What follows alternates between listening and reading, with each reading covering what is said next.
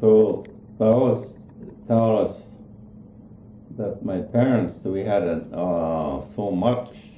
many prayers said for us at home, and probably from other people too, that was the big.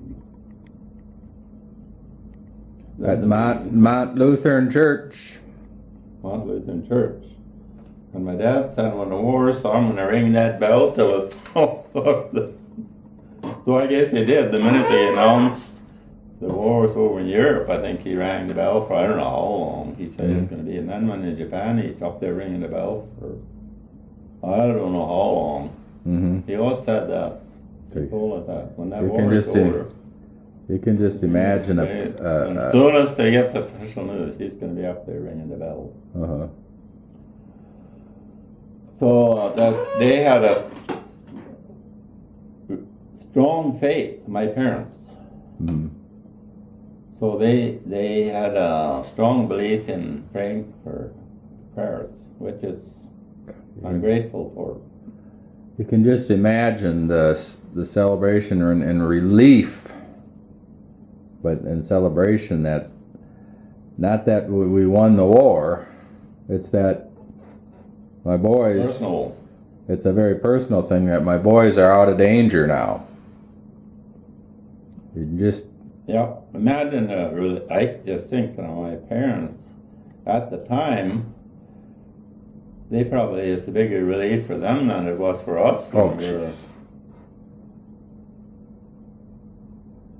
the uncertainty, you know. Just uncertainty, and then they had just gone through the depression and the drought, which was uncertainty for years, and trying to keep the farm and to keep enough food to feed a family, and that went on for years. And then as soon as that straightened out a little, we started getting crops.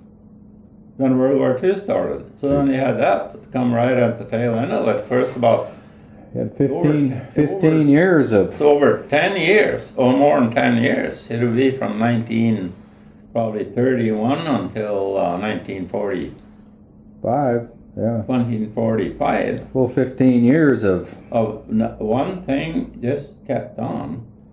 So you had to have a lot of fortitude to be able to come through that without being so depressed and emotionally. It was just resilience. Perseverance. Huh? Yeah. We endeavor to persevere. So, I would think about it, but when you're that young, when you're a teenager, you're obviously going in the military and going to these different places. No, that was an adventure, of course. Oh, yeah.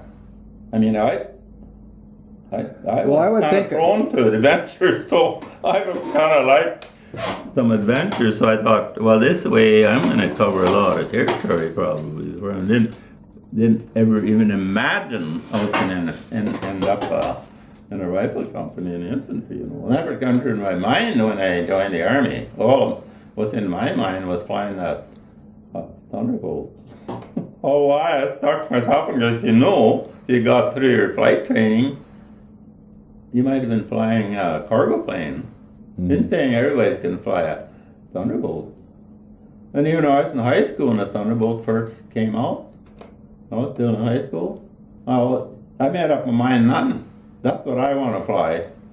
The P-47 Thunderbolt. And I had my mind stuck on that, and I thought, who knows? You went in there, or you might not and if you went through flight training, you might end up as a navigator or a bombardier. Mm-hmm. And if you had too much, I heard some say, if you had too much math and science in the background, you might end up as a navigator. Mm-hmm. Well, if I'd end up as a navigator, that would have, they said, that's not what I want to be a navigator. I was fly the airplane. Well, you could have just told them that. You could have just told them that wasn't what you planned on. Wouldn't that be something? I didn't plan it this way, and he said, "Well, that's just too bad." But that's